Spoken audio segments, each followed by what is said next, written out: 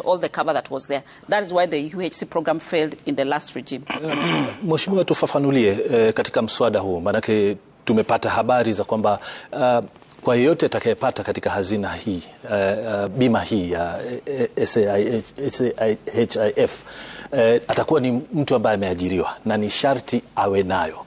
Kuna sehemu ambayo inasemekana kwamba usipokuwa nayo huwezi kupata huduma nyingine za serikali. Tufafanulie kama hilo ni sawa. Alafu pili, zungumzia kwa wale ambao hawajaajiriwa, kwa sababu kuna sehemu ambayo inazungumzia kwamba serikali itatenga fedha fulani kugharamia kwa wale ambao hawana kazi, hawajaajiriwa. Hivi sasa na NHIF kuna wale ambao hawajaajiriwa na hawahudumiwi kwa sasa. Itakuwaje hii nyingine mpya itakuwa na uwezo wa kufanya hivyo, ukizingatia kwamba kuna wale ambao wataingia kwenye bima hii na siku za usoni wataacha kazi, kwa hivyo hawatakuwa na nafasi ya kuendelea kutozwa asilimia 2.75 ya mshahara wao?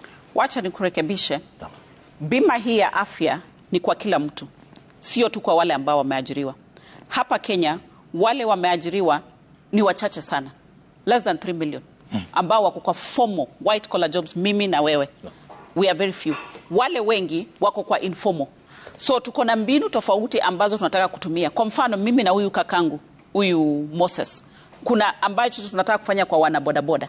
Hiyo ni informal sector, ya kwamba yeye pamoja na huyu ndugu wangu wa Hustler Fund wataweza kuwapatia mapeni tuwalipie hii insurance yao in advance.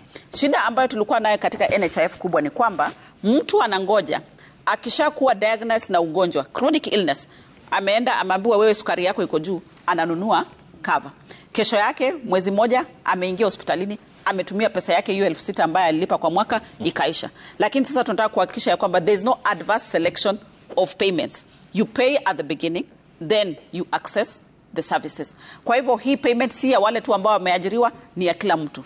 Ndio kwa maana tunatumia the community health promoters. Kwanza tunataka tujue Wakenya wote households ziko ngapi.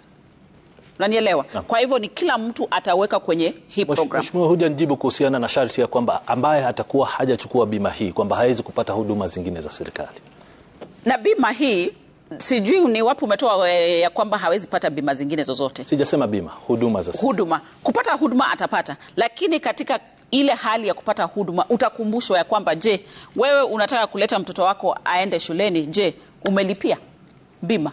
Kuna ukumbusho, na pia tutaweka registration desk ya kwamba unakumbushwa hauna bima ya hospitali, tafadhali lipa. Lakini si eti watakwambia huwezi kuaccess services. Utakumbushwa. Yeah. Na tumeprovide mbinu ya wale ambao hawataweza kulipa. Tuko na Hustler Fund hapa.